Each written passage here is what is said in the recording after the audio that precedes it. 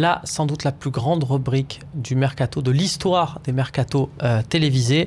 Les équipes types, là, il faut bien le dire, c'est une émission qui se regarde sur le moment parce que ça donne des idées, ça permet de se projeter, mais c'est aussi une émission qui se regarde 1 année, 2 années, 3 années plus tard en se disant eh ben j'avais pensé à ça pour l'Olympique de Marseille, eh ben heureusement que je ne suis pas entraîneur ou dirigeant parce que là...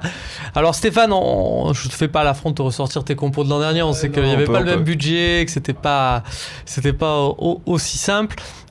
Sébastien, c'est ta première composition. On va voir un peu ce que ça donne. Et alors, je le disais en première partie, il y a une idée qui a le mérite d'être une idée au poste d'arrière gauche. Je vais m'exprimer. Jordan Amavi.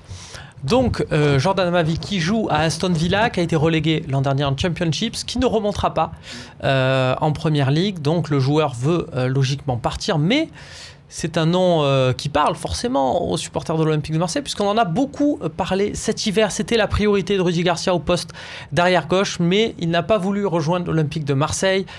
Alors, est-ce qu'il rentre dans une jurisprudence Benjamin Stambouli, à savoir un joueur qui a refusé l'OM, on n'en parle plus, ou on lui donne une seconde chance? Visiblement, c'est la deuxième option. Alors, honnêtement, et je vais être très sincère avec vous, je suis très influencé par mon fils, qui est un très gros supporter de l'OM. On le salue. Et qui lui me dit, mais vraiment, c'est un super joueur, il faut le sortir d'Angleterre parce qu'il est relégué, etc.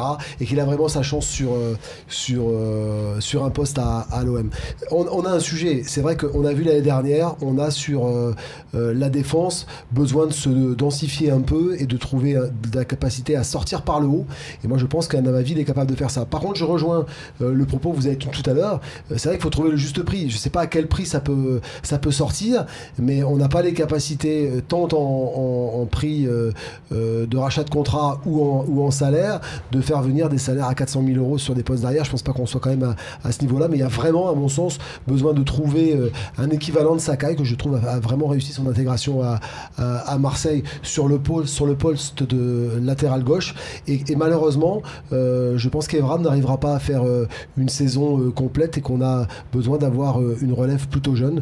Et c'est pour ça que je ressortais ce dossier à ma vie. C'est pas dénué de sens, parce que si Amavi accepte de venir à l'OM dans un premier temps comme doublure d'Evra avec des conditions fixées par l'Olympique de Marseille, à ce moment-là, on va dire l'affront de son refus cet hiver est en partie lavé. On peut le voir comme ça. D'ailleurs, on parlait de maintien sur l'équipe, ça se traduit sur ce 11 type. On voit que c'est l'ossature de la saison dernière, et on sait que c'est pas une mauvaise chose évidemment de garder la même équipe. Donc maintien de William Vainqueur, Lopez Sanson en relayeur. On change bien évidemment la défense, hein, ça je pense que tout le monde y passe. Kurt Zouma, Laurent Koscielny, plutôt costaud. Koscielny, c'est 35 millions d'euros. Hein. Alors le sujet, c'est est-ce qu'on a capacité à ce poste-là de se payer un Koscielny? Je trouve que le symbole, même si c'est un défenseur, c'est un symbole fort. C'est le symbole d'avoir conscience aussi qu'on veut reconstruire en partant de la défense. Et on a vraiment besoin d'avoir une défense beaucoup plus forte, parce qu'avec une défense d'un cran au-dessus de ce qu'on avait l'année dernière, on aurait fini 3e du championnat et on aurait été à un niveau très différent. Donc moi, je pense qu'il faut vraiment investir et avoir des symboles relativement forts. Est-ce qu'on peut se payer Koscielny pour 35 millions d'euros? Je pense que ça les vaut.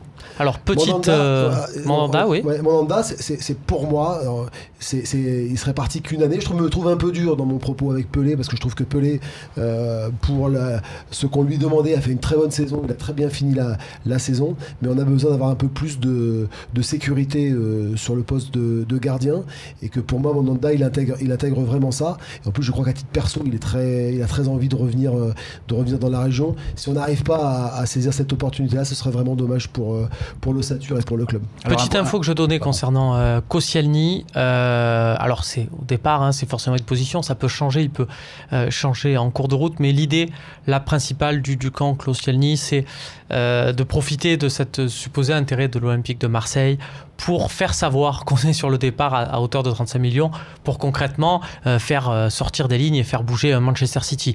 Attention, ceci dit, et c'est pour ça qu'il y a toujours de l'espoir pour l'Olympique de Marseille, c'était au tout départ la position de Dimitri Payet avec l'Olympique de Marseille cet hiver. C'est-à-dire qu'il voulait se servir de l'intérêt de l'Olympique de Marseille pour taper dans l'œil des grosses écuries anglaises qui se disent tiens, il est sur le départ. Finalement, il est venu à l'Olympique de Marseille. Ça veut dire que si ça se trouve, Laurent Koscielny va signer dans quelques semaines à l'Olympique de Marseille. Mais ça veut dire que pour l'instant... Que Thauvin en équipe de France ou Payet, ils lui ont parlé aussi du club et ils lui ont fait savoir qu'il faisait bon vivre aussi à l'Olympique de Marseille. Donc ça peut être jouable. La vraie question de fond indépendamment de ça, c'est est-ce que 35 millions, et je ne sais pas quel salaire il y a derrière ça, c'est quelque chose parce qu'il a été revalorisé à 3 reprises. À ce poste-là, alors qu'on a bien conscience que c'est le niveau de recrutement ou de salaire qu'on peut se payer pour un joueur plutôt à notoriété offensive. Mais de toute façon, ça se fera très tardivement, ça aussi. Hein. C'est toujours pareil, on parle avec des clubs anglais. Les clubs anglais, alors moi, ce que je pense, c'est que c'est là où le point positif, c'est que Manchester City visera un peu plus haut que Koscielny. Je pense qu'ils essaieront de bâtir une défense encore plus étincelante, surtout qu'ils ont un gros budget transfert cette saison. Et pour en revenir à Mandanda, si ça tarde, si c'est compliqué, c'est pas étonnant non plus, parce que je comprends les positions de l'Olympique de Marseille de pas vouloir surpayer un joueur que tu as vendu donc à Aston Villa, qui n'a pas joué de la saison. Donc quand on t'en réclame à peu près aux alentours de 5 millions d'euros, c'est à peu près ce qui se dit, et que tu ne veux en donner finalement que 1 voire 1,5, ce qui me paraît tout à fait normal. C'est normal que ça prenne du temps, il faut être patient sur le dossier parce qu'il ne faut pas surpayer non plus. Mais attention, parce que la position de Crystal Palace se comprend aussi. On a un gardien qui est en équipe de France. On sait qu'en face, on a un acheteur où le gardien convient totalement. Donc on cherche forcément à en obtenir le prix. Et puis surtout, ils peuvent se priver de Mandanda puisque c'est ce qu'ils ont fait cette saison et ils n'ont pas eu de mal. Pour finir, Germain en pointe, voilà, on en parlait tout à l'heure, c'est jouable. Germain dans l'axe. Mon sujet, il y avait un symbole. Je considérais qu'un tien vaut mieux que 2 tu l'auras. Et quand on m'a demandé mon équipe type, je me suis dit, moi celui-là, il est quasiment signé, il est vraiment là. Et il y avait ce symbole-là. Par contre, je voulais juste insister sur la stabilité qu'il y avait sur l'ossature entre les milieux et les latéraux à l'avant. C'est vraiment pour moi une équipe qui a fait ses preuves l'année dernière et il faut faire jouer un Lopez. Il faut vraiment garder la dynamique d'un Thauvin que je trouve remarquable. Et moi, en tant que partenaire, l'image que véhicule ce garçon est quelque chose qui est super pour l'Olympique de Marseille. Je dirais quasiment la même chose de Payet et j'espère qu'on trouvera une solution pour vainqueur, parce que même si c'est beaucoup moins flamboyant, quand tu vas au match et que tu regardes ce qu'il fait au match, c'est vraiment un super joueur et ce serait dommage de ne pas pouvoir le garder à l'eau. Et on parle beaucoup de Baka en ce moment dans les rumeurs vous avez une position là-dessus, Sébastien? Baka, c'est un peu. Baka, c'est colombien. Hein, absolument. Sauf nationalité de la dame c'est ça, de c'est ce que j'allais dire. C'est ce que j'allais dire. Je crois savoir aussi que Madame Macour est colombienne. Donc bon, le symbole est plutôt assez intéressant. C'est sûr que c'est un joueur qui est flamboyant, quoi. Ça peut être quelque chose qui serait relativement intéressant. Mais c'est pareil, j'ai vraiment l'impression qu'on est très loin d'être dans une perspective de signature d'un joueur comme Baka à l'OM, et qu'on est plutôt en train de sortir des noms comme ça sans vraiment avoir de sujet engagé. En même temps, Germain serait peut-être colombien et serait passé par le FC Séville, on s'exciterait 3 fois plus sur lui. C'est tout à fait possible. Mais il a le malheur d'être blond et pas tatoué comme les autres.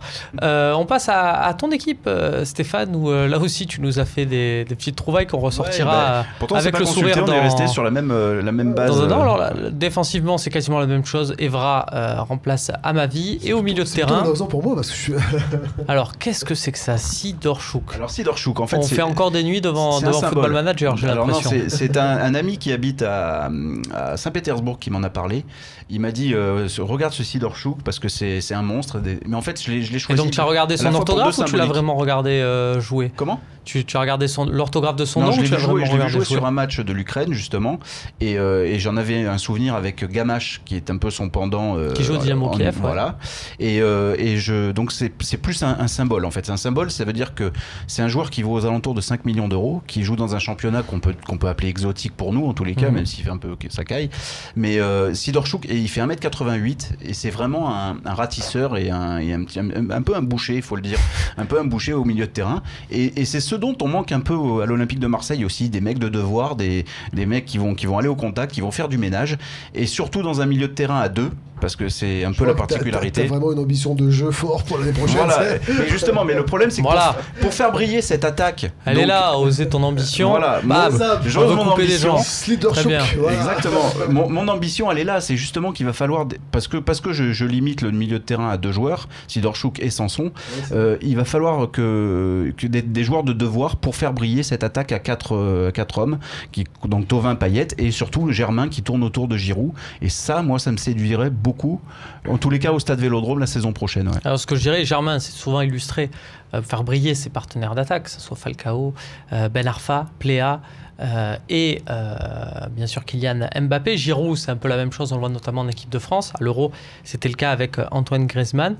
Là, les deux, ils vont se faire briller l'un l'autre ou ils vont chercher qui faire briller. Je pense qu'ils brilleraient l'un et l'autre et qui feraient briller également Payet et Thauvin parce que ça crée des brèches, tout ça. Ça crée du coup une équipe. C'est vrai que là où ça devient séduisant, c'est que tu n'as pas une star, mais tu as vraiment 4 têtes d'affiche. Et des joueurs capables de permuter, d'offrir vraiment de l'animation offensive. Enfin, en tous les cas, moi, ça fait un peu au Shad Eleven, quoi. As Exactement.